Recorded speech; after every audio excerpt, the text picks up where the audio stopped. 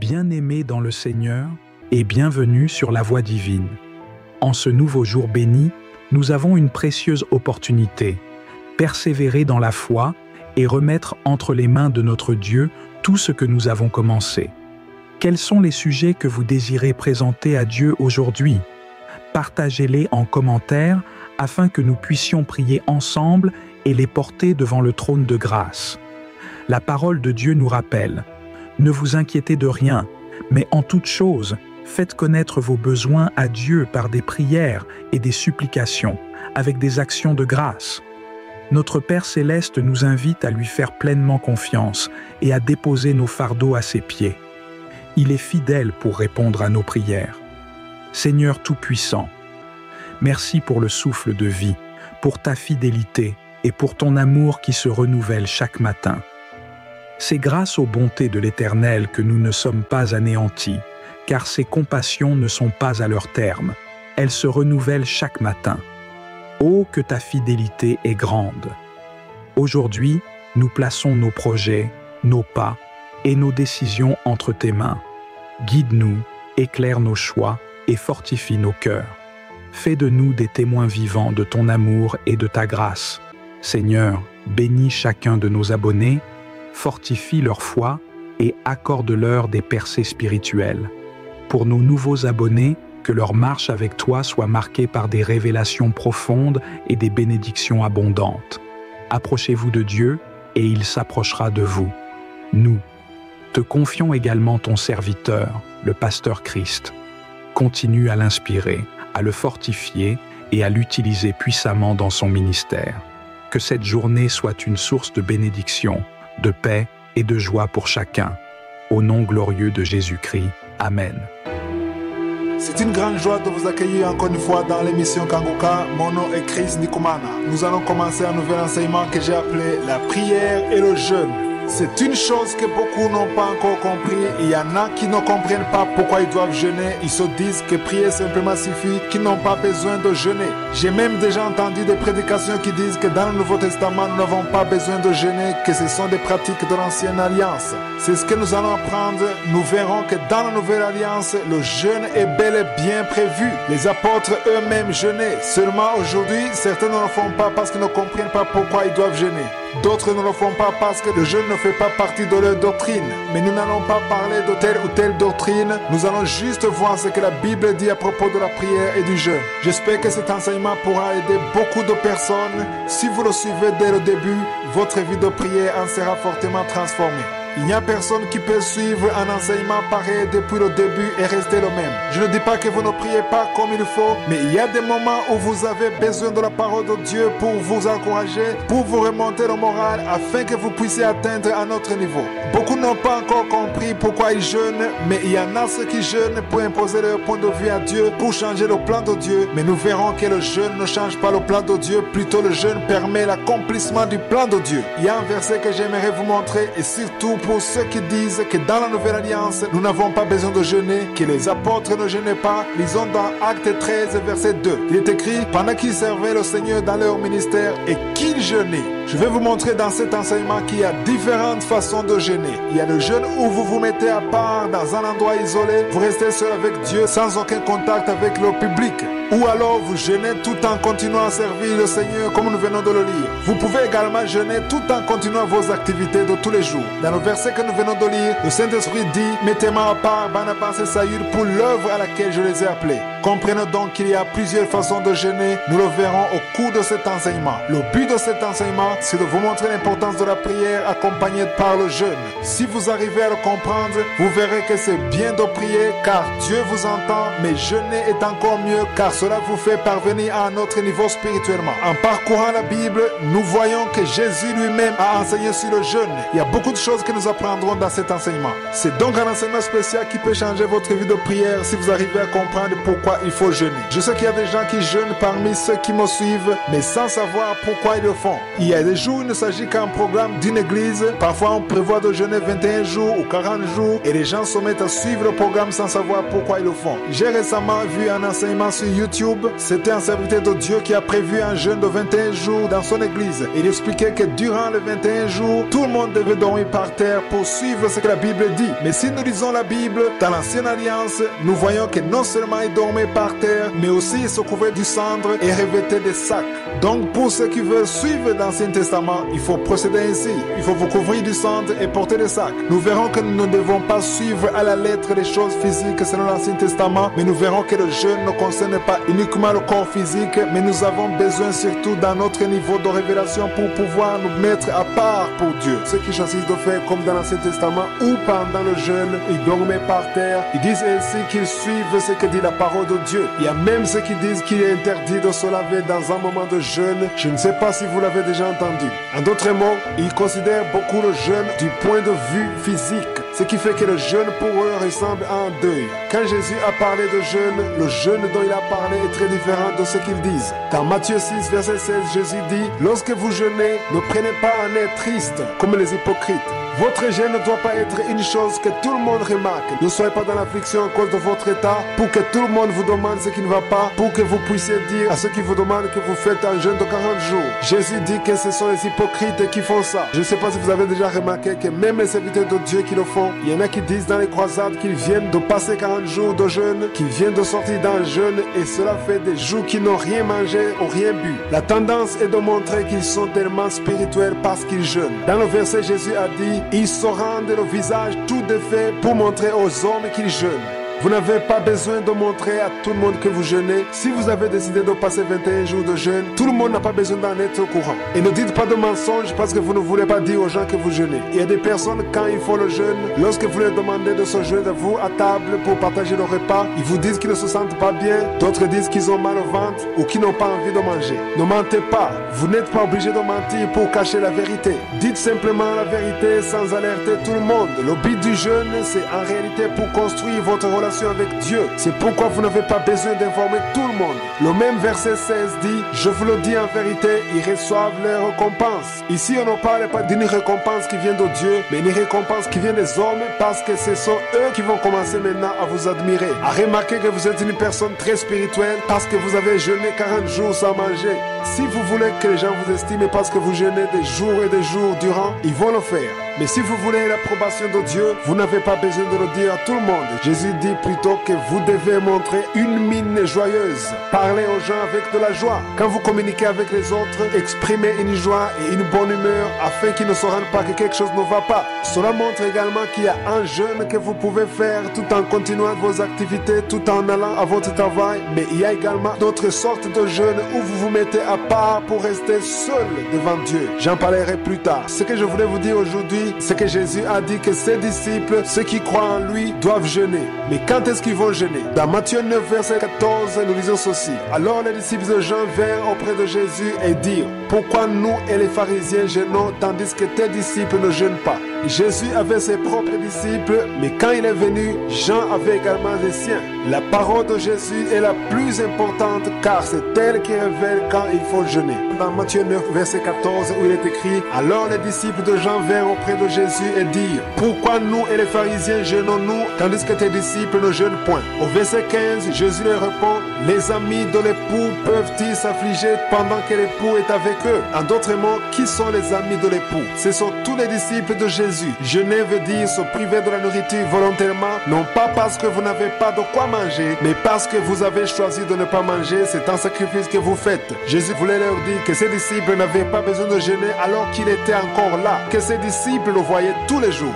Ce verset se termine ainsi: les jours viendront où l'époux leur sera enlevé et alors ils jeûneront. Je ne sais pas si vous avez remarqué que la réponse de Jésus nous éclaire beaucoup sur le pourquoi nous devons jeûner. Je veux vraiment qu'à partir de cet enseignement, vous compreniez pourquoi le jeûne est nécessaire. Il y a beaucoup de personnes qui jeûnent sans savoir pourquoi ils jeûnent. Il y en a d'autres qui le font parce qu'ils ont un fardeau qu'ils veulent soumettre à Dieu, une prière spéciale, mais il est important de savoir pourquoi nous jeûnons. Jésus a donné une réponse très claire. Il était en train de montrer qu'il était près d'eux s'ils avaient besoin de quelque chose, ils n'avaient qu'à le dire, puisqu'il était avec eux. Il n'y a donc aucune raison de se torturer, de se faire souffrir, de se priver de la nourriture, alors que Jésus était avec eux physiquement. Ils pouvaient le toucher s'ils voulaient. Ils pouvaient parler avec lui. Ils pouvaient converser avec lui. Ils étaient avec lui. Jésus leur disait que le moment viendra où il sera enlevé. C'est alors qu'ils pourront jeûner. Il était en train de dire qu'ils jeûneront quand il ne sera plus à côté d'eux physiquement, parce qu'ils ne pourront plus le toucher, lui dire tout ce qu'ils veulent physiquement, le voir tel qu'ils le voyaient avant. Pour voir Jésus, il faudra que les disciples soient en esprit. En d'autres mots, jeûner vous amène dans un autre endroit, un autre niveau spirituel, pour que votre esprit et l'esprit de Dieu soient connectés.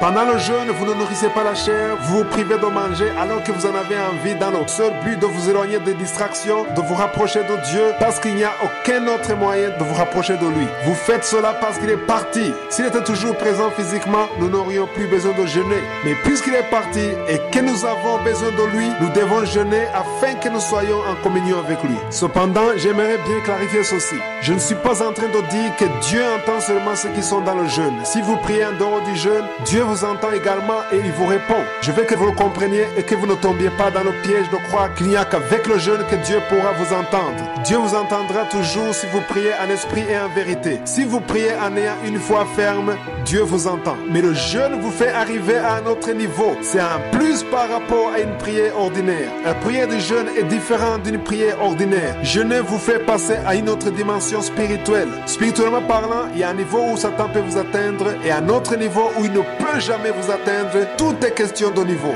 Que même lorsque vous ne jeûnez pas, Dieu vous entend et il vous répond. Mais il y a un autre niveau où vous avez besoin de jeûner. Les niveaux de prière sont différents. Nous le verrons au cours de cet enseignement. Il y a un niveau ordinaire où vous obtenez des choses ordinaires, mais il y a un autre niveau où vous ne pouvez rien obtenir à moins de faire le jeûne. Je l'ai dit au début que les gens doivent comprendre que la prière faite dans le jeûne ne change pas le plan de Dieu. La prière accompagnée par le jeûne ne pousse pas Dieu à faire le contraire de ce qu'il veut faire. Plutôt, la prière accompagnée par le jeûne pousse Dieu à faire ce que lui-même veut faire. Il y a des choses que Dieu veut accomplir dans nos vies qui ne sont jamais accomplies à cause de notre niveau de foi. La prière accompagnée par le jeûne augmente notre niveau de foi, notre niveau de prière. Pour jeûner, il faut avoir de la foi. Vous ne pouvez pas jeûner sans la foi. Toute personne qui jeûne, qui désire volontairement ne pas manger, qui se met à part, cela veut dire qu'il a compris la force de la prière. Lisons donc dans Matthieu chapitre 17. Voyons où Jésus a expliqué la puissance de la prière accompagnée par le jeûne. Lisons du verset 1 à 5. Je vais d'abord lire la première partie. Il est écrit: 6 jours après, Jésus prit avec lui Pierre, Jacques et Jean, son frère, et il les conduisit à l'écart sur une haute montagne.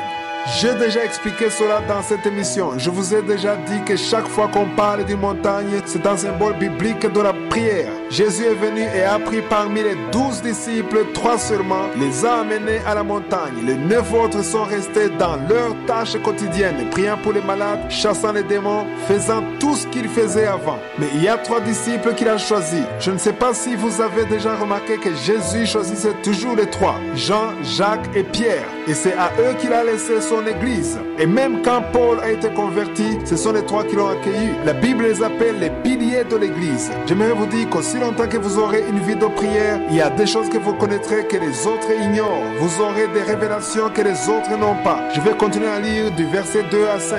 Il est écrit: il fut transfiguré devant eux, son visage resplendit comme le soleil et ses vêtements devinrent blancs comme la lumière. Et voici Moïse et Élie leur apparurent, s'entretenaient avec lui. Pierre, prenant la parole, dit à Jésus: Seigneur, il est bon que nous soyons ici. Si tu le veux, je te resserre ici 3 tentes, une pour toi, une pour Moïse et une pour Élie. Comme il parlait encore, une nuée lumineuse les couvrit. Et voici, une voix fit entendre de la nuée ces paroles: celui-ci est mon fils bien-aimé en qui j'ai mis toute mon affection, écoutez-le. En d'autres mots, Dieu leur disait de ne pas comparer Moïse et Élie à Jésus, car Jésus est supérieur à eux. C'est incomparable. Le verset 6 continue en disant: lorsqu'ils entendirent cette voix, les disciples tombèrent sur leurs faces et furent saisis d'une grande frayeur. Ce que je voulais qu'on comprenne, c'est qu'ils étaient en train de voir des choses spéciales, alors que les autres 9 étaient en bas. De la même façon, lorsque vous vous mettez à part avec Dieu, il y a un autre niveau que vous atteignez. Il y a des révélations que Dieu vous donne que les autres n'ont pas parce qu'ils continuent à mener leur vie comme d'habitude. Il est donc important que vous ayez toujours un temps pour vous rapprocher de la montagne de Dieu, là où il pourra vous donner des révélations spéciales. Au verset 14, on nous dit qu'ils sont descendus et ont trouvé une foule qui les attendait. Il est important que nous comprenions tous pourquoi nous gênons. beaucoup de personnes le font dans l'ignorance, d'autres ne le font pas du tout parce qu'ils ne savent pas que c'est nécessaire de le faire. Nous avons déjà compris que le jeûne apporte une autre chose dans notre vie. Nous continuerons dans cet enseignement à voir la bonne façon de faire le jeûne. Je vous donnerai des conseils par rapport à l'expérience que j'ai moi-même acquise et aussi selon la parole de Dieu. Hier, nous étions en train de dire que Jésus est descendu de la montagne en compagnie de Pierre, Jean et Jacques. Ils ont trouvé les autres disciples en train de faire le travail quotidien. Prier pour les malades, chasser les démons. Mais il y a un problème. Ils n'ont pas pu chasser le démon qui était dans une seule personne. Il y a des démons qui peuvent sortir facilement et d'autres qui refusent de sortir. Pourquoi refusent-ils? C'est parce que les démons n'ont pas tous la même force, de la même façon que les problèmes que nous avons n'ont pas tous le même poids à nos yeux. C'est comme cela que les démons, eux aussi, n'ont pas la même puissance. J'expliquerai cela la semaine prochaine. J'aimerais d'abord que l'on comprenne ce qui s'est passé. Ils ont pu chasser les démons de toutes les autres personnes, sauf un seul jeune qui n'a pas pu être délivré. Lisons dans Matthieu chapitre 17, verset 17. Il est écrit: race incrédule et perverse, répondit Jésus, jusqu'à quand serai-je avec vous? Jusqu'à quand vous supporterai-je? Amenez-le-moi ici. Par là, Jésus voulait montrer qu'à ce moment-là, il pouvait chasser les démons parce qu'il était là. Mais quand sera-t-il lorsqu'il sera parti? D'où la réponse de Jésus dans Matthieu 9, versets 14 à 15, lorsque les disciples de Jean lui demandaient pourquoi ses disciples ne jeûnaient pas. Jésus a répondu en disant: les amis de l'époux peuvent-ils s'affliger pendant que l'époux est avec eux? Les jours viendront où l'époux sera enlevé et alors ils jeûneront. Au verset 18 dans Matthieu 17, c'est-à-dire Matthieu 17, verset 18, Jésus parla sévèrement aux démons qui sortit de lui et l'enfant fut guéri à l'heure même. Lisons les versets 19 et 20. Il est écrit: alors les disciples s'approchaient de Jésus et lui dirent en particulier: pourquoi n'avons-nous pu chasser ce démon? C'est à cause de votre incrédulité, leur dit Jésus. Je vous le dis en vérité, si vous aviez la foi comme un grain de sénévé, vous diriez à cette montagne: transporte-toi d'ici là, et elle se transporterait. Rien ne vous serait impossible. Cela veut dire que la foi accomplit des miracles en général. Il y a beaucoup de choses que Dieu peut accomplir grâce à la foi. Mais au verset 29, il dit: mais cette sorte de démon ne sort que par la prière et le jeûne. En d'autres mots, les disciples de Jésus ne jeûnaient pas comme nous l'avons lu dans Matthieu chapitre 9. Ils mangeaient tous les jours. C'est pourquoi il y a des démons qui pouvaient chasser et un autre qui a résisté. Pourquoi celui-là a résisté alors que Jésus a dit dans Jean 14, 12 à 14 que ceux qui croient en lui le feront? Ce qui a fait que Jésus a pu y arriver, c'est parce qu'il jeûnait. Il avait passé 40 jours de jeûne et tous les jours, il passait la nuit sur la montagne des Oliviers en priant. Jésus priait, il jeûnait, il était à un autre niveau spirituel. C'est pourquoi ses disciples n'ont pas pu délivrer le jeune homme et que seul Jésus l'a pu. Au verset 21, il est bien expliqué que cette sorte de démon ne sort que par la prière et le jeûne. Il y a des problèmes pour lesquels vous pouvez juste prier et d'autres qui demandent que vous jeûniez pour que vous puissiez atteindre un autre niveau spirituel. Le but de cet enseignement, c'est de faire comprendre aux gens pourquoi nous prions. J'ai déjà enseigné sur la prière, mais je n'avais pas encore enseigné sur le bienfait du jeûne. J'ai déjà dit qu'il y a des gens qui jeûnent sans savoir pourquoi ils le font. Si vous parvenez à suivre toutes les parties de cet enseignement, vous comprendrez pourquoi une personne qui prie a besoin de jeûner de temps en temps. Vous ne pouvez pas jeûner souvent avant d'avoir compris pourquoi vous le faites.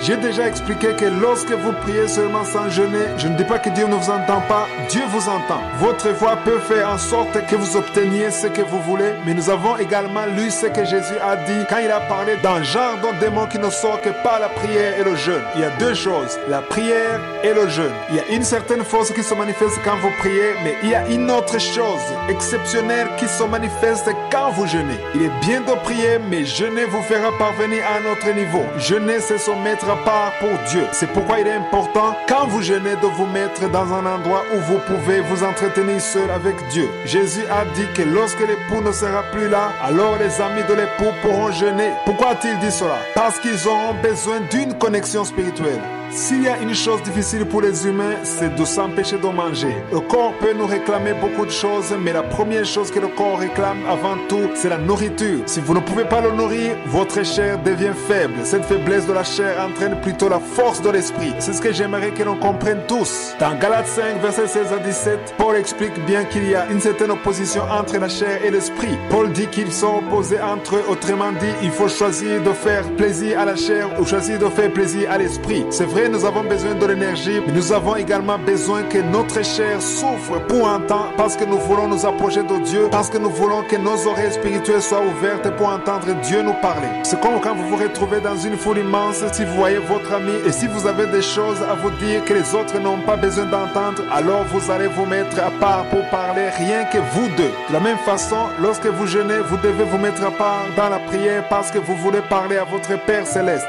Il y a des mystères, des révélations qui vous seront données. Je vous rassure que lorsque vous mettez à part pour parler à Dieu, il y a beaucoup de choses que vous gagnez, que Dieu vous dit qu'il ne peut jamais vous dire si vous êtes dans une foule ou si vous êtes parmi les autres. Il est donc important de vous mettre à part pour Dieu. Il est important de ne pas nourrir votre chair, de priver la nourriture à votre corps de temps en temps. J'aimerais que chaque membre de cette émission ait au moins un jour par semaine de jeûne pour qu'il puisse s'approcher de Dieu. J'ose espérer que beaucoup d'entre vous sont en train de comprendre un peu plus sur le jeûne. Nous avons déjà vu que dans le Nouveau Testament, ils jeûnaient et même aujourd'hui, les personnes réveillées doivent jeûner. Je le répéterai toujours, il y a un niveau que vous n'atteindrez jamais si vous ne jeûnez pas. C'est vrai, vous priez, vous croyez en Dieu, vous aimez Dieu, Dieu entend vos prières et il vous répond, mais il y a un niveau que vous n'atteindrez jamais parce qu'il y a des problèmes qui sont résolus par une prière ordinaire, mais il y a d'autres problèmes qui exigent que vous jeûniez. J'aimerais vous dire que plus la bénédiction est grande, plus l'opposition devient forte. Il y a des choses qui sont faciles d'accès et d'autres qui demandent que vous preniez du temps, que vous mettiez du temps à part pour Dieu dans une prière accompagnée par le jeûne.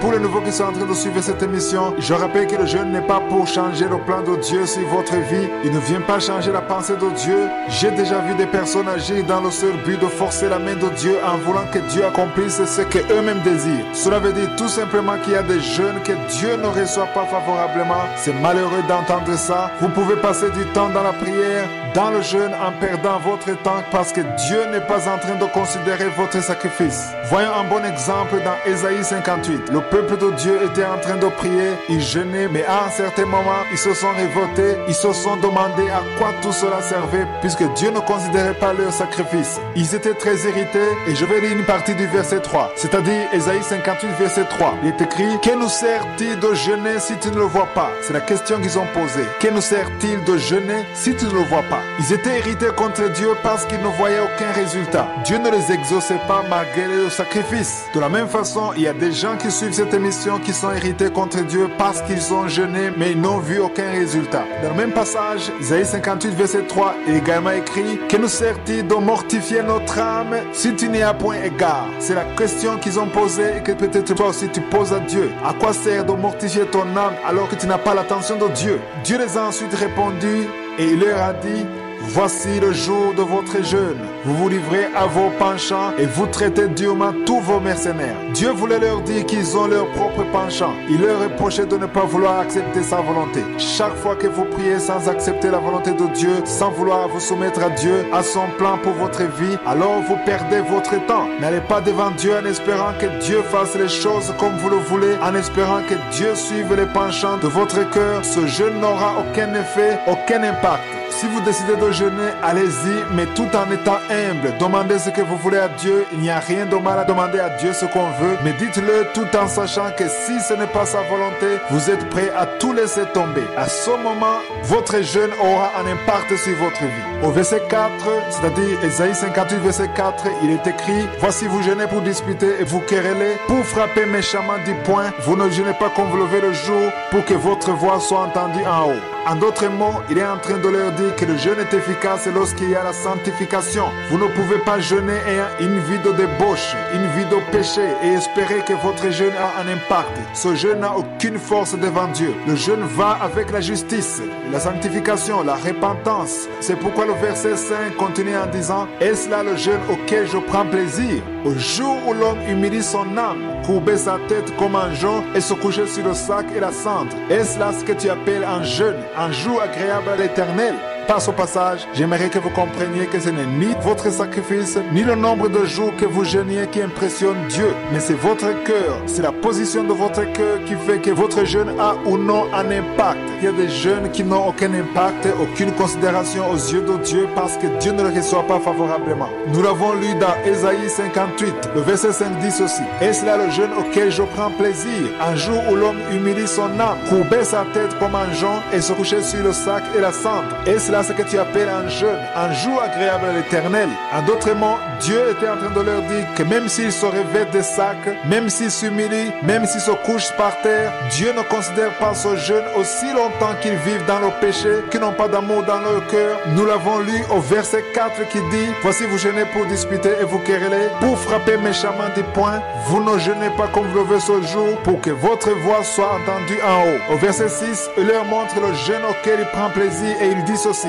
voici le jeûne auquel je prends plaisir. Détache les chaînes de la méchanceté, dénoue les liens de la servitude, renvoie libre les opprimés et que l'on rompe toute espèce de joug. Ici, il était en train de leur dire qu'il faut plutôt aider ceux qui sont dans le besoin, prier pour les autres, manifester l'amour, se soucier des autres. Il était en train de leur demander de se soucier des autres. Au verset 7, il dit ceci: partage ton pain avec celui qui a faim et fais entrer dans ta maison le malheureux sans asile. Si tu vois un homme nu, couvre-le et ne te détourne pas de ton semblable. Manifestez l'amour autour de vous. Si vous faites cela, alors Dieu sera favorable à votre prière. Vous pouvez passer 40 jours de jeûne alors que vous ne vous souciez de personne, alors que vous ne partagez pas votre pain avec celui qui a faim, alors que vous n'avez pas d'amour dans votre cœur, vous détestez tout le monde, vous répondez mal aux gens, vous êtes arrogant, vous vivez dans le péché. Tous autant que vous perdez dans le jeûne, vous êtes en train de vous faire souffrir pour rien. Ce jeûne n'a aucun impact. Je vous ai parlé au début de cet enseignement d'une prédication que j'ai vue sur YouTube, un prédicateur qui disait aux gens qu'il fallait qu'ils dorment par terre. Mais la meilleure chose à faire, ce n'est pas de faire souffrir votre corps. La meilleure chose à faire, c'est plutôt de sanctifier votre corps, c'est de se repentir. S'il y a une voix qui vous accuse, repentez-vous d'abord, soyez en bon terme avec Dieu, manifestez l'amour autour de vous. Il faut que Dieu voie l'amour dans votre cœur, la justice, la sanctification, l'humilité. C'est ce genre de jeûne qui aura un impact.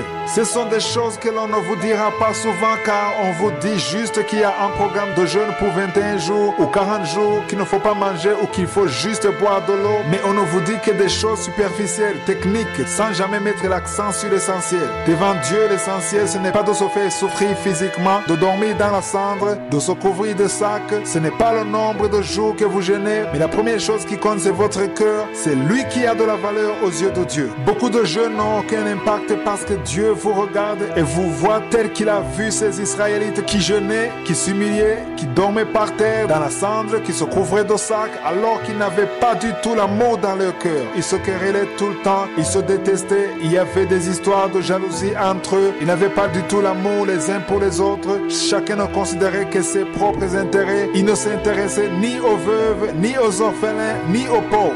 Jésus nous a demandé de nous aimer les uns les autres. C'est comme cela que les disciples étaient reconnus. Ainsi, si vous voulez que Jésus vienne vous trouver dans votre jeûne, commencez par manifester l'amour autour de vous. N'aimez pas seulement votre femme, votre mari ou vos enfants, mais aimez également les autres personnes qui n'ont pas de lien sanguin avec vous. C'est là que vous aurez manifesté l'amour que vous avez pour Jésus. Rappelez-vous que nous sommes les ambassadeurs de Jésus. Nous représentons Jésus dans ce monde. Nous devons manifester son amour. C'est à ce moment que notre jeûne aura un impact. C'est bien de prier, mais il y a des fois où la prière demande d'être accompagnée par le jeûne. Voyons un exemple de la Bible. Vous connaissez sans doute le passage de Daniel 10. J'aime beaucoup Daniel car c'était une personne qui avait réellement compris la puissance de la prière. Il priait pour chaque personne, il priait et même quand il a vu que c'était le temps de l'accomplissement de la promesse de Dieu, il s'est mis à prier. Il avait compris que pour que les promesses de Dieu soient accomplies, il faut prier. Daniel m'a beaucoup appris parce que souvent, nous les enfants de Dieu, lorsque nous attendons que ce que Dieu a dit s'accomplisse, lorsque nous voyons déjà les signes, alors nous nous disons que nous n'avons plus qu'à attendre l'accomplissement. Mais Daniel avait compris que lorsque Dieu a parlé d'une chose et que si la chose doit se produire, c'est plutôt le moment de prier. Beaucoup de personnes pensent qu'ils doivent jeûner lorsqu'il y a des problèmes, mais vous pouvez également jeûner afin que les promesses de Dieu se manifestent. Nous le verrons dans les prochaines émissions. Dans Daniel chapitre 9, c'était l'année de règne de Darius. Daniel est allé lire dans le livre les promesses de Dieu. Ce livre disait qu'après 70 ans, le temps de la captivité serait écoulé.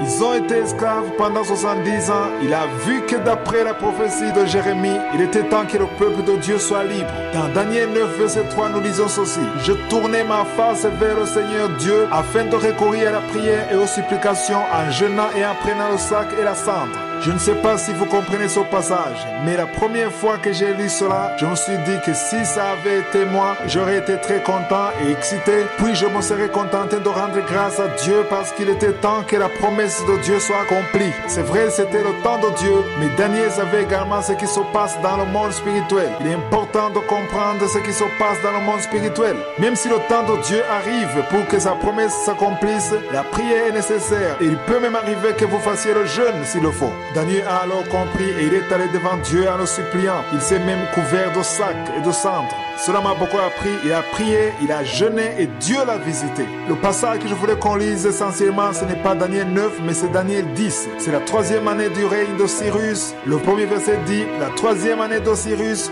roi de Perse, une parole fut révélée à Daniel qu'on nommait Belteshazzar. Cette parole qui est véritable annonce une grande calamité. Cette fois-ci, Daniel n'a pas entendu de bonnes nouvelles, mais il a entendu une calamité qui devait arriver au peuple de Dieu. Le passage dit, il fut attentif à cette parole et il eut l'intelligence de la vision. Les versets 2 et 3 disent aussi, en ce temps-là, moi Daniel, je fus 3 semaines dans le deuil. Je ne mangeais aucun mets délicat, il n'entra ni viande ni vin dans ma bouche et je ne mangeais point jusqu'à ce que les 3 semaines fussent accomplies. C'est pourquoi il y a des gens qui veulent suivre ce que Daniel a fait pendant son jeûne. Je vous en ai parlé. C'est vrai, ils dorment par terre, mais ce qu'ils oublient, c'est de se couvrir de cendres et de se vêtir de sacs. Comme je l'ai déjà dit, l'essentiel ce n'est pas de faire les choses qui sont visibles à l'extérieur, mais l'essentiel c'est le pourquoi vous le faites et surtout avec quelle foi vous le faites. Daniel a privé la chair de ce qu'elle aurait pu avoir. Il a fait un sacrifice. Il a passé 21 jours dans le jeûne.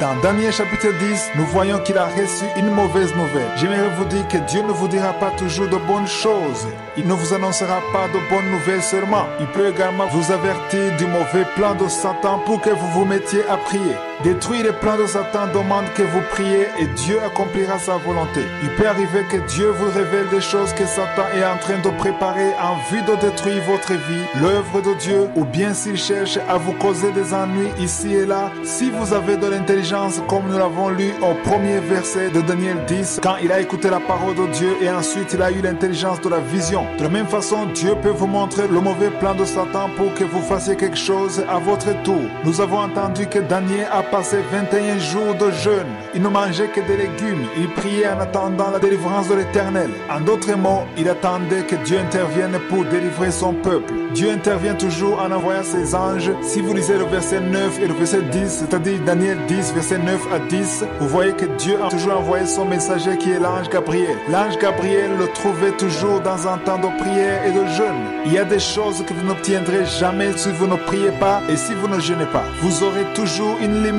Retournons au chapitre 10, lisons les versets 10 à 11. Il est écrit, et voici il me toucha et secoua mes genoux et mes mains. Puis il me dit, Daniel, homme bien-aimé, sois attentif aux paroles que je vais te dire et tiens-toi debout à la place où tu es, car je suis maintenant envoyé vers toi. Lorsqu'il m'eut ainsi parlé, je me tins debout en tremblant. Je continue à lire au verset 12. Il est écrit, Daniel, ne crains rien, car dès le premier jour où tu as eu à cœur de comprendre et de t'humilier devant ton Dieu, tes paroles ont été entendues. J'aimerais vous dire que lorsque vous priez et que vous jeûnez, vos paroles ne sont pas entendues au 20e jour et au 15e jour.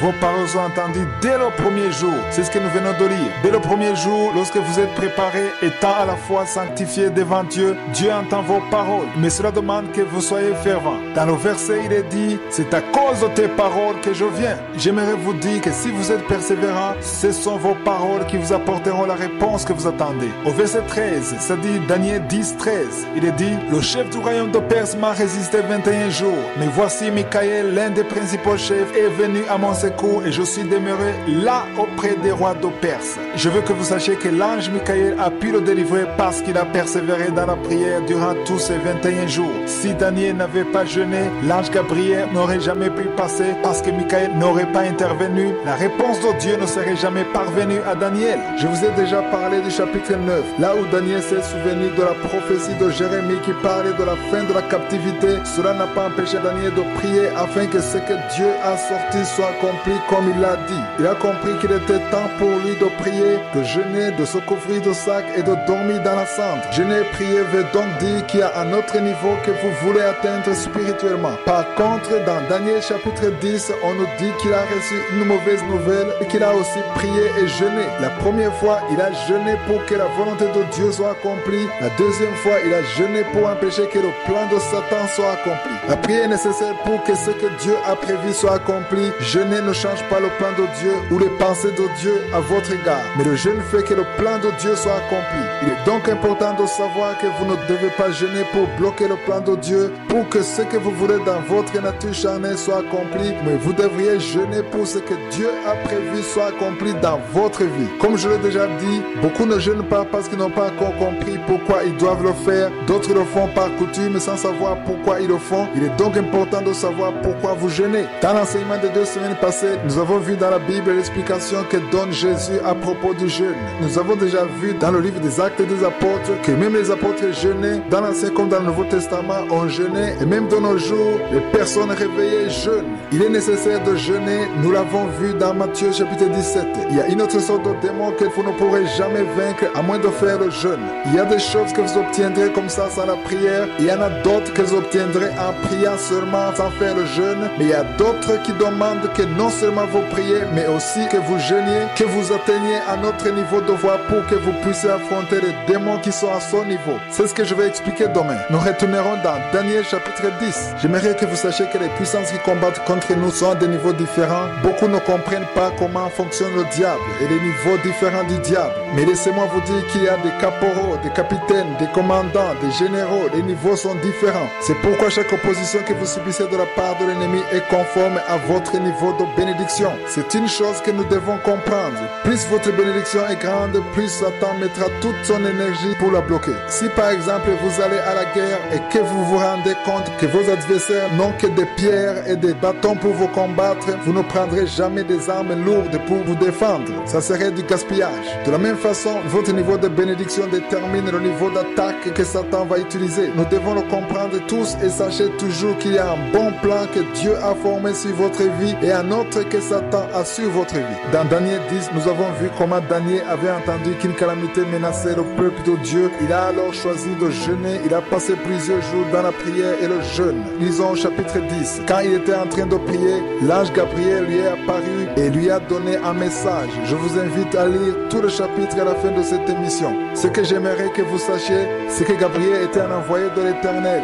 Il avait été envoyé grâce à la prière de Daniel. J'aimerais vous dire que même si Gabriel était un envoyé de l'Éternel, il n'a pas pu lui délivrer le message parce qu'il y avait une forte opposition des esprits de Satan qui lui a empêché de passer. Pour que le message puisse arriver jusqu'à Daniel, cela a nécessité l'intervention d'un ange plus puissant, c'est l'ange Michael. L'ange Michael, comme nous le voyons, est plus fort que Gabriel. C'est ce que j'aimerais que vous sachiez. J'aimerais que vous sachiez que tous les anges n'ont pas la même force, comme les démons n'ont pas la même force. Il y a des niveaux. Gabriel était donc en possession d'un message de Dieu, mais il n'a pas pu passer parce qu'il était bloqué par les démons. Ce qui veut dire qu'il y a des démons qui sont au niveau de Gabriel qui peuvent le tenir tête et lui empêcher de passer. Cela est nouveau pour quelques-uns d'entre vous. C'est pourquoi il est écrit dans Daniel 9 que lorsqu'il a apporté la réponse de Dieu, cette réponse a pu arriver à Daniel, mais au chapitre 10, Gabriel n'a pas pu passer à tel point qu'il lui a fallu une intervention de la part de l'ange Michael. Cela veut dire que Michael est plus fort que Gabriel. J'aimerais que l'on comprenne que l'intervention a été rendue possible à cause de la prière de Daniel. Sachez que vous pouvez prier pour une chose sans voir le résultat ou l'aboutissement de ce pourquoi vous avez prié, alors que c'est le plan de Dieu que cela arrive. Cela demande que vous atteigniez un autre niveau, que vous priez et jeûniez, non pour changer le plan de Dieu, mais pour que le plan de Dieu soit accompli. Il y a des réponses qui n'arriveront pas à cause de notre niveau de prière, notre niveau de foi. Il y a des prières que j'appelle des prières ordinaires et des prières de jeûne qui ont une autre force parce que vous vous êtes privé de ce qui fait du bien à votre chair pour vous mettre à part pour Dieu. Ainsi vous atteignez un autre niveau. C'est là où il y a une intervention de Dieu par rapport à la bénédiction que vous attendez. Tout dépend du niveau de la bénédiction que vous attendez. Aussi longtemps que la bénédiction est grande, alors l'opposition sera aussi grande. Dans Daniel 10, verset 12, il est écrit: Daniel, ne crains rien, car dès le premier jour que tu as eu à cœur de comprendre et de t'humilier devant ton Dieu, tes paroles ont été entendues et c'est à cause de tes paroles que je viens. Frères et sœurs, sachez que lorsque vous priez, ce sont vos paroles qui attirent la réponse de Dieu. L'ange de Dieu pourra, grâce à vos paroles, vous apporter la réponse venant de Dieu. Ce sont des choses que nous devons savoir. Cela a encouragé également beaucoup de personnes qui ont déjà entendu cet enseignement. Dans Daniel 10, nous avons vu qu'il a prié et jeûné et après, Dieu a envoyé une réponse par l'intermédiaire de son ange Gabriel, mais l'ange n'a pas pu arriver à temps alors qu'il était envoyé par Dieu. Cela veut dire qu'il y a un certain niveau de position qui était contre l'ange Gabriel, la Bible parle d'un démon, le chef du royaume de Perse. Il a bloqué l'ange Gabriel pendant 21 jours. La réponse est venue le premier jour, mais n'a pas pu lui parvenir parce que Gabriel n'a pas pu vaincre son démon. Seulement parce que Daniel n'a pas arrêté de prier, parce qu'il était en train de jeûner et prier, de supplier Dieu en faveur du peuple de Dieu. Ses paroles ont été entendues, comme nous l'avons vu dans Daniel 10, verset 12. Ce sont ces paroles qui ont fait qu'il a obtenu la réponse de la part de Dieu. Gabriel a été envoyé et comme il ne pouvait pas y arriver tout seul, il a alors bénéficié d'une intervention de la part de l'ange Michael. C'est ce que nous lisons dans Daniel 10, verset 13, où il est écrit: le chef du royaume de Perse m'a résisté 21 jours, mais voici Michael, l'un des principaux chefs, est venu à mon secours et je suis demeuré là auprès du roi de Perse. Peut-être vous vous demandez si le roi de Perse était une personne de chair et de sang, puisque la Perse est un territoire connu, mais vous devez savoir que ce n'était pas une personne de chair et de sang. La parole de Dieu dit que nos adversaires ne sont pas des adversaires de chair et de sang, mais des autorités, des esprits méchants dans les lieux célestes. L'ange Michael ne pouvait pas combattre une personne de chair et de sang parce que lui-même est un ange et le roi de Perse est un ange du diable, c'est-à-dire un démon. Cela veut simplement dire que dans toutes les régions, il y a des chefs spirituels, des esprits méchants qui sont invisibles. Nous lisons cela dans Ephésiens 6, verset 12. C'est là où on dit: car nous n'avons pas lutté contre la chair et le sang, mais contre les dominations, contre les autorités, contre les princes de ce monde des ténèbres, contre les esprits méchants dans les lieux célestes. Lisez ce passage, vous comprendrez dans quel monde nous vivons. C'est seulement à travers la prière et le jeûne que nous pouvons obtenir la victoire. C'est grâce à la prière et au jeûne de Daniel qu'il a obtenu la solution. Et aussi à cause de sa justice, sa piété, sa sanctification, car comme nous avons lu dans Daniel 9, il a d'abord commencé à se sanctifier. Nous l'avons lu précédemment que c'est important d'être sanctifié dans son cœur avant de faire le jeûne. Grâce à la foi et à la persévérance de Daniel, l'ange Gabriel n'est pas retourné en arrière, mais Dieu a envoyé un autre ange plus puissant qui est Michael. Sachez que le problème que vous avez, celui que vous n'arrivez pas à résoudre, même si vous savez que c'est la volonté de Dieu que ça soit résolu, et même si Dieu l'a confirmé, si la solution n'arrive pas, peut-être c'est Gabriel qui n'arrive pas à avancer. J'aimerais vous dire que si vous continuez, si vous persévérez, si vous jeûnez, la volonté de Dieu sera finalement accomplie. Dieu enverra un ange plus puissant que Gabriel. Il enverra Michael pour qu'il vienne au secours de Gabriel. Sachez que les anges travaillent en fonction de notre prière, en fonction de notre motivation, de notre foi. Continuez à prier. Si cela ne marche pas, jeûnez et ayez foi en Dieu. Croyez que ce que Dieu a dit sera finalement accompli. Si un ange ne peut pas avancer, Dieu enverra un autre ange plus puissant pour une intervention afin que sa volonté soit accomplie dans votre vie. Nous continuons avec l'enseignement que j'ai appelé la prière et le jeûne. Aujourd'hui, j'aimerais encore revenir sur l'histoire de Daniel. J'espère que vous avez pu lire tout le chapitre car nous ne pouvons pas le faire au cours de cette émission. Notre temps est limité. Si vous avez le temps, lisez Daniel 9, tout le chapitre ainsi que chapitre 10. Vous verrez comment Dieu a combattu à travers la prière de Daniel. Il y a ceux qui disent que nous sommes dans un temps de repos, que Jésus a tout accompli sur la croix. Mais laissez-moi vous dire que Jésus a vaincu à la croix afin que nous puissions marcher dans la victoire qu'il nous a donnée. Marcher dans la victoire ne signifie pas que nous ne devons pas combattre. La parole de Dieu dit que nous ne luttons pas contre les ennemis de chair et de sang. C'est dans Ephésiens chapitre 12. Il est écrit: car nous n'avons pas à lutter contre la chair et le sang, mais contre les dominations, contre les autorités, contre les princes de ce monde de ténèbres, contre les esprits méchants dans les lieux célestes. Ce n'est pas un combat physique que nous sommes en train de mener, mais c'est un combat spirituel. J'aimerais que vous sachiez que lorsque vous obtenez une victoire dans le monde spirituel, cela est visible même à l'extérieur. La victoire spirituelle est visible physiquement. Beaucoup de personnes ne le savent pas. Les personnes qui marchent dans le plan de Dieu ont obtenu la victoire depuis longtemps. Si aujourd'hui vous êtes en train de suivre cette émission, Dieu m'avait déjà parlé il y a longtemps, il y a 20 ans.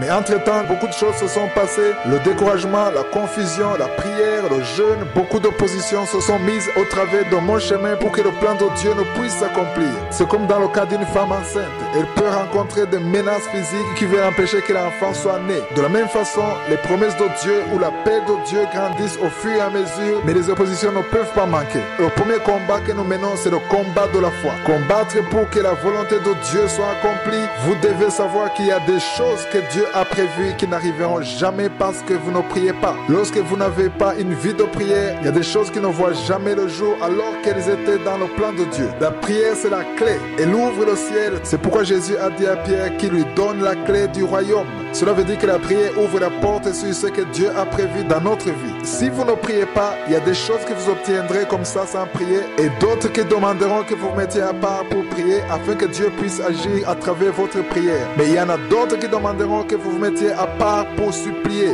Il y a une différence entre prier et supplier. Et plus encore, il y en a d'autres qui demanderont que vous jeûniez pour que vous puissiez affronter les oppositions qui vous bloquent et qui vous empêchent de vivre le plan de Dieu. J'aimerais vous dire que nous les personnes sauvées, nous qui croyons en Jésus-Christ, nous qui sommes nés de nouveau, nous marchons dans la victoire. Mais si l'on vous dit qu'il n'y a pas de combat, ce sera un mensonge.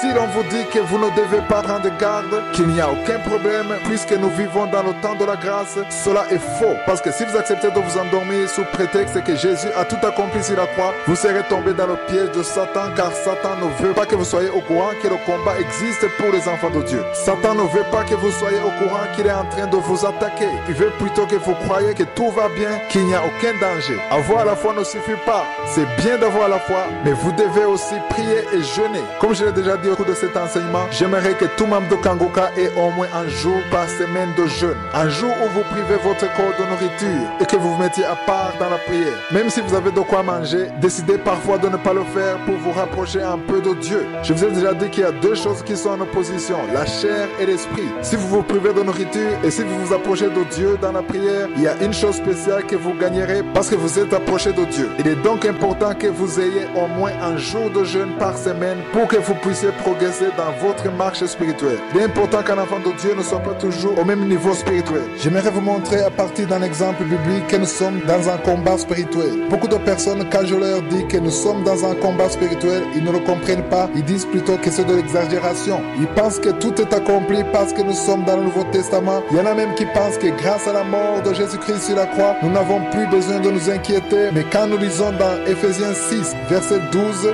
et qui est un passage du Nouveau Testament, il est écrit ceci: car nous n'avons pas à lutter contre la chair et le sang, mais contre les dominations, contre les autorités, contre les princes de ce monde de ténèbres, contre les esprits méchants dans les lieux célestes. C'est cela la lutte quotidienne d'un chrétien. Et nous pouvons vaincre dans cette lutte à moins de revêtir les armes que nous voyons dans Éphésiens 6, verset 13 à 18. Ce passage se termine par une recommandation très claire. Le verset 18 dit: faites en tout temps par l'esprit toutes sortes de prières et de supplications. Veillez à cela avec une entière persévérance et priez pour tous les saints. La prière est donc une arme redoutable. Laissez-moi vous montrer un exemple dans l'Ancien Testament qui est l'ombre de notre réalité actuelle. C'est l'exemple de Moïse. Il était avec Josué. Il combattait avec les Amalécites. Il était sur une montagne. Josué, lui, était en bas et il combattait. C'est dans Exode chapitre 17. Au verset 11, on lit ceci: lorsque Moïse élevait sa main, Israël était le plus fort. Et lorsqu'il baissait sa main, Amalek était le plus fort. Au verset 12, nous lisons ceci: les mains de Moïse étaient fatiguées. Il prit une pierre qu'ils placèrent sous lui et il s'assit dessus. Aaron et Hur soutenaient ses mains, l'un d'un côté, l'autre de l'autre, et ses mains restèrent fermes jusqu'au coucher du soleil. Comme il ne pouvait pas rester dans cette position, il lui a fallu un peu d'aide. Au verset 13, il est dit: et Josué vainquit Amalek et son peuple en tranchant de l'épée. Qu'est-ce que cela veut dire? Cela veut dire que tout ce que nous traversons, c'est comme Josué quand il était dans la bataille. Nous ne combattons pas contre les Amalécites, bien sûr, mais contre les esprits méchants qui sont contre le peuple de Dieu. Ce que vous devez savoir, c'est que la victoire que nous pouvons obtenir n'est pas visible dans le monde physique, mais elle est une réalité dans le monde spirituel. Quand Moïse avait les mains levées vers le ciel, Josué remportait la victoire. Cela veut dire que nous aussi, nous remportons la victoire lorsque nous prions tous les jours, car avoir les mains levées signifie prier tous les jours. C'est pourquoi je vous dis toujours, selon la devise de Kangoka, que nous devons prier tous les jours. Ne priez pas uniquement lorsque vous avez des problèmes, mais priez tous les jours, priez sans cesse. La parole de Dieu nous exhorte dans 1 Thessaloniciens chapitre 5 verset 17 de prier sans cesse. Mais il y a des jours où vous avez non seulement besoin de prier, mais aussi de jeûner. Lorsque vous jeûnez, cela veut dire que vous avez atteint un autre niveau et Satan ne peut que fuir loin de vous. Il y a des démons qui ne fuiront jamais votre vie parce que vous ne prenez jamais le temps de jeûner. Il y a des jours où vous devez jeûner et vous approcher de Dieu pour atteindre un autre niveau. C'est là que vous obtiendrez la victoire selon la volonté de Dieu pour votre vie. Je vais aujourd'hui vous parler d'Élie. Il m'a beaucoup appris sur la prière et la persévérance dans la prière. Il est l'un des personnages de la Bible qui m'a inspiré en ce qui concerne la prière. J'aimerais qu'on lise dans Jacques 5, versets 16 à 18. Il est écrit: confessez donc vos péchés les uns aux autres, priez les uns pour les autres, afin que vous soyez guéris. La prière fervente du juste a une grande efficacité. J'aimerais beaucoup insister sur le mot fervente. Une prière fervente est une prière puissante, une prière spéciale. La prière faite avec toute ton énergie, tout ton cœur, toute ta volonté. J'aimerais vous dire que toutes les prières ne se ressemblent pas. C'est vrai, tout le monde peut prier, mais il y a des prières froides. Je vous donne un exemple simple. Vous pouvez prier alors que vous n'avez aucune envie de prier, juste pour tranquilliser votre esprit, comme quelqu'un qui prie et il arrive que vous dormiez alors que vous êtes en train de prier. Je ne sais pas si ça vous est déjà arrivé. Cette prière n'a aucune force. C'est pourquoi la prière doit être une chose pour laquelle vous vous êtes préparé. La prière est efficace lorsque vous êtes connecté. Vous avez besoin avant tout d'avoir la foi pour prier. Une prière faite sans la foi est inefficace. Il y a des prières qui sont bâties sur la peur. Peut-être vous avez rencontré une difficulté quelque part, que ce soit dans votre entreprise ou dans votre ministère ou dans votre mariage, et vous vous mettez alors à prier avec la peur. Vous avez peur de ce qui pourrait vous arriver. Une prière faite dans ces conditions n'a pas d'impact. Mais une prière efficace est une prière fervente, une prière dans laquelle vous croyez que Dieu va agir, une prière dans laquelle vous croyez que ce qui est impossible aux hommes est possible à Dieu, une prière dans laquelle vous croyez que si l'ange Gabriel envoyé pour vous sauver échoue, il y a un autre ange plus puissant comme Michael qui viendra à votre secours. Une prière basée sur la volonté de Dieu, c'est la prière fervente, et elle dit qu'elle a une grande efficacité. Elle a un plus grand impact plutôt qu'une prière faite de lamentation, une prière où vous accusez Dieu, où vous lui demandez pourquoi il ne vous répond pas alors qu'il semble être favorable aux autres. Il y a même des gens qui prient en menaçant Dieu, en lui disant que s'il ne les exauce pas, ils arrêtent de prier. Dieu a besoin que vous soyez humble dans la prière. J'aimerais expliquer un peu le passage que nous avons lu dans Daniel chapitre 9 verset 3. Il est écrit: je tournai ma face vers le Seigneur Dieu afin de recourir à la prière et aux supplications en jeûnant et en prenant le sac et la cendre. Ce que cela veut dire, c'est qu'aujourd'hui nous n'avons plus besoin de faire tout cela. Nous n'avons plus besoin de dormir dans la cendre ou de se couvrir de sac. C'était juste un signe d'humilité.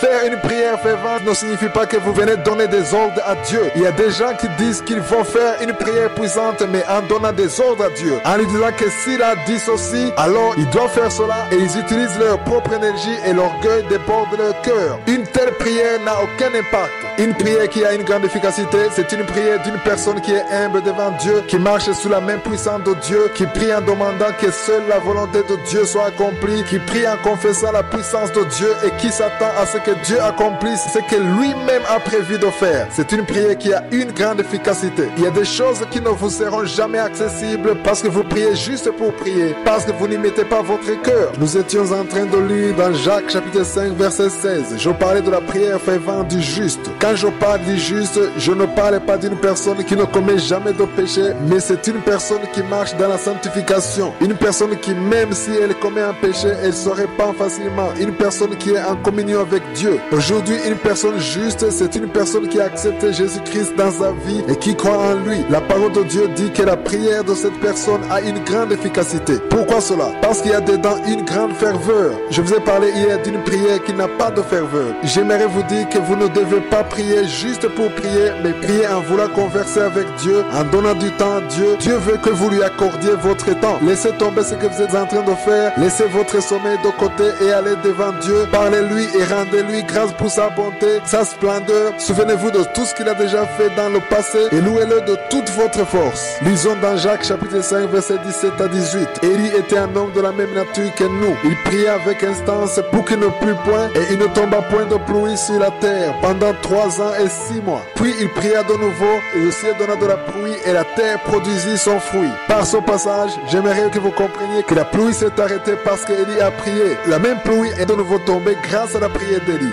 C'était une personne de chair et de sang comme toi et moi. Il est venu au monde comme nous tous.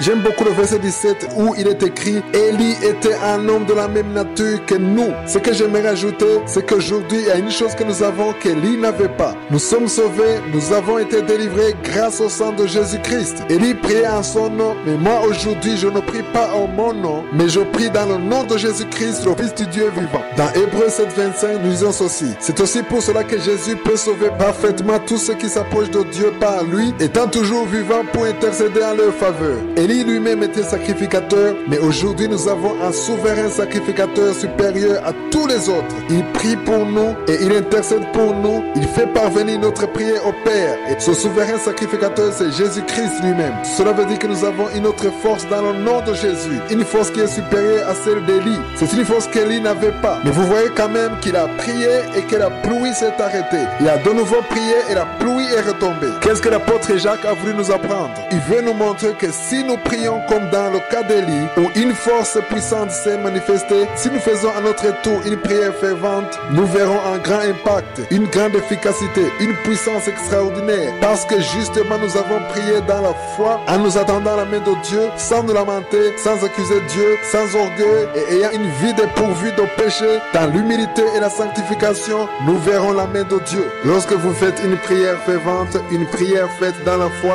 elle a une grande efficacité. Lorsque vous jeûnez, vous avez alors atteint un autre niveau supérieur. J'aimerais aujourd'hui lire dans l'Ancien Testament, nous allons lire l'histoire d'Élie. Hier, nous avons vu qu'Élie était une personne comme nous tous, mais ce qu'Élie n'avait pas à son époque, c'est qu'il ne marchait pas dans la puissance du nom de Jésus. Mais nous aujourd'hui, nous marchons dans la puissance du nom de Jésus. Tout ce que nous demandons, nous le faisons dans le nom de Jésus. C'est important de comprendre que nous avons un souverain sacrificateur qui est Jésus-Christ et qui intercède pour nous. Lisons dans Hébreux chapitre 7 verset 25. Ce passage dit ceci: c'est aussi pour cela qu'il peut sauver. Ici on parle de Jésus-Christ, qu'il peut sauver parfaitement ceux qui s'approchent de Dieu par lui, étant toujours vivant pour intercéder en leur faveur. Chaque fois que j'ai des problèmes, alors je me rappelle qu'il y a quelqu'un qui intercède pour moi, qui parle en ma faveur. C'est Jésus-Christ le juste, qui a vaincu toutes les dominations, toutes les puissances. Cela m'encourage beaucoup de le savoir. Nous avons vu qu'Élie a prié et que la pluie n'est pas tombée durant 3 ans et 6 mois, et qu'il a ensuite prié pour que la pluie revienne, et sa prière a été entendue. J'ai déjà entendu certaines prédications qui disent que ce n'était pas Dieu qui a dit à Élie de prier pour que la pluie retombe sur la face de la terre. J'aimerais clarifier cela. Lisons dans 1 Roi 18 verset 1. Il est écrit: bien des jours s'écoulent et la parole de l'Éternel fut ainsi adressée à Élie dans la 3e année. Va, présente-toi devant Achab et je ferai tomber de la pluie sur la face du sol. Cela veut dire que la pluie est tombée de nouveau. Ce n'est pas parce qu'Élie l'a voulu de sa propre volonté. Ce n'est pas sa volonté qui a agi, mais c'est la volonté de je suis. C'est la volonté de l'Éternel. Élie n'a fait que prier conformément à la volonté de Dieu. J'aimerais dire à toutes les personnes qui me suivent, la force de votre prière ne vient pas du fait que vous avez passé plusieurs jours dans le jeûne et que vous avez prié beaucoup, même si vous avez beaucoup crié, même si vous êtes sanctifié et que vous ne vivez pas dans le péché. La première chose et la plus importante, c'est de prier selon la volonté de Dieu. Élie a prié conformément à la volonté de Dieu, conformément à sa parole. Alors maintenant au verset 41, c'est là où nous verrons comment il a prié. Il est dit: Élie dit à Achab, monte et mange et bois, car il se fait un bruit qui annonce la pluie. Par ce passage, nous voyons que quand il a dit cela, il n'y avait aucun signe apparent que la pluie allait tomber, mais Élie a cru à la parole de l'Éternel. Ce qui est étonnant, c'est qu'il a dit à Achab, monte,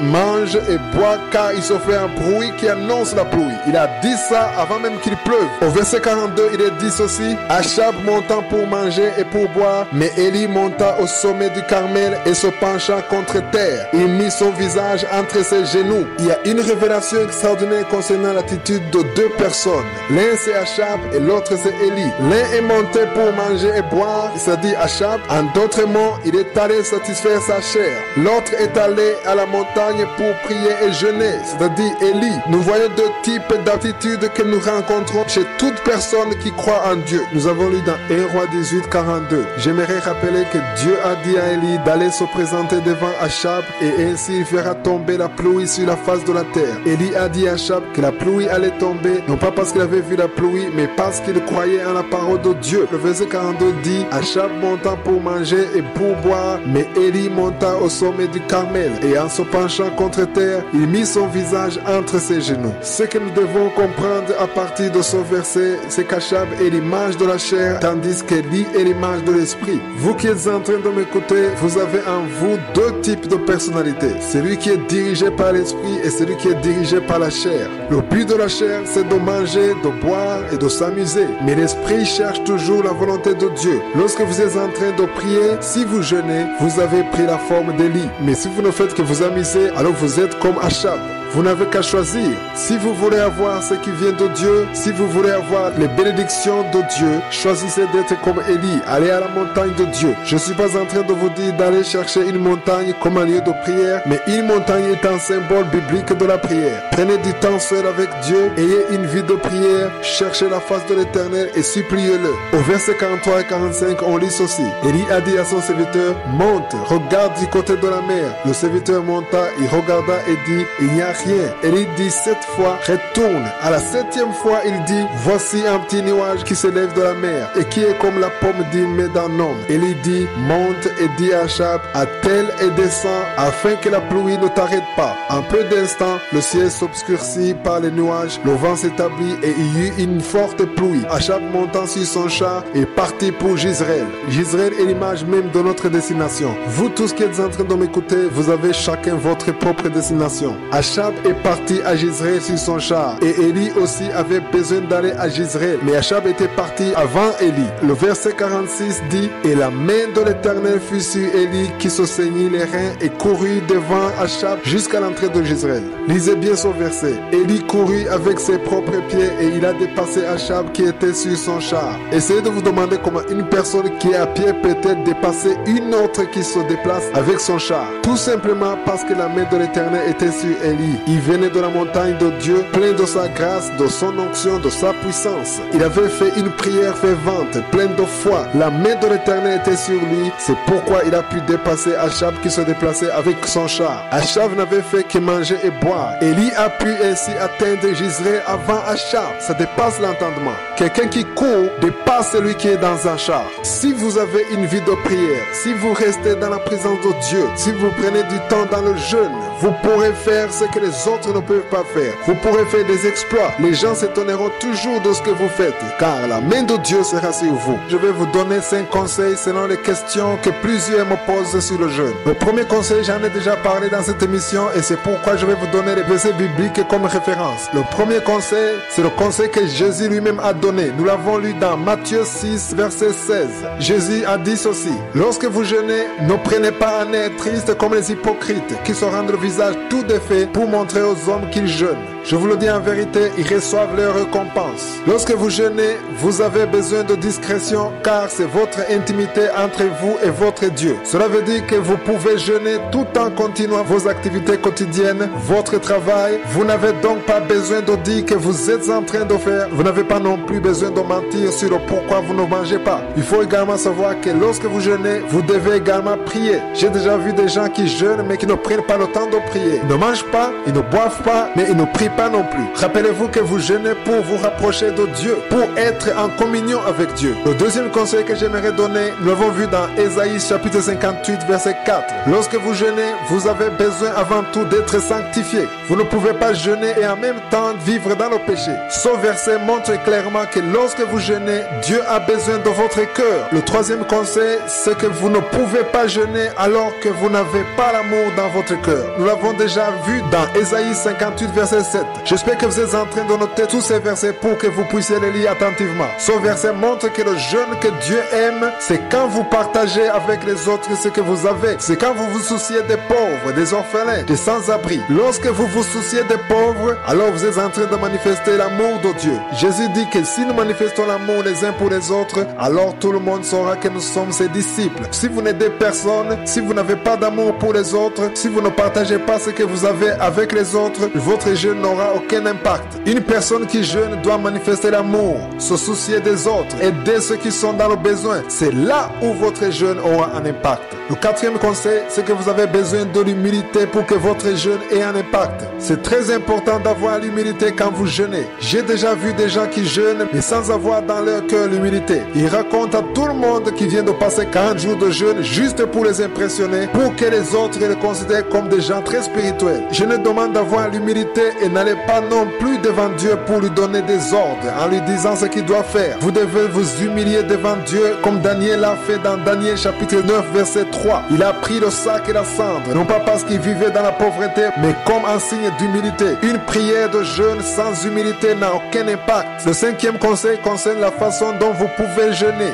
Beaucoup m'ont posé la question de savoir combien de jours il faut. Certains veulent imiter les autres ou prendre des exemples bibliques tels que le jeûne de Jésus qui a duré 40 jours. J'aimerais vous demander de ne pas imiter les autres. Soyez conduits par votre cœur qui désire avant tout vous approcher de Dieu et soyez guidés par le Saint-Esprit. Mais vous pouvez apprendre des autres. Il y a deux choses différentes, apprendre et imiter. Si vous avez un programme de 21 jours dans votre église et si vous n'avez jamais jeûné, commencez par apprendre. Commencez lentement. Apprenez à jeûner progressivement. Ne commencez pas tout de suite par 21 jours si votre corps n'est pas habitué au jeûne. Il y en a d'autres qui me demandent si c'est nécessaire de boire de l'eau. Moi, personnellement, je conseille aux gens de boire de l'eau lorsqu'ils jeûnent. Si vous avez décidé de faire 3 jours sans manger, vous pouvez boire de l'eau parce que votre corps a besoin d'énergie pour pouvoir prier. Il y a des gens qui font 40 jours de jeûne. Il peut arriver qu'ils soient tellement affaiblis et qu'ils ne peuvent même pas prier. Le but, ce n'est pas de vous affaiblir complètement, mais c'est de pouvoir prier tout en étant connecté à Dieu. Il est primordial d'avoir de l'énergie pour pouvoir prier. Que Jésus vous protège. J'espère que cet enseignement vous a aidé. Si c'est le cas, partagez-le avec les autres. Un jour, ils vous remercieront. Passez une bonne journée.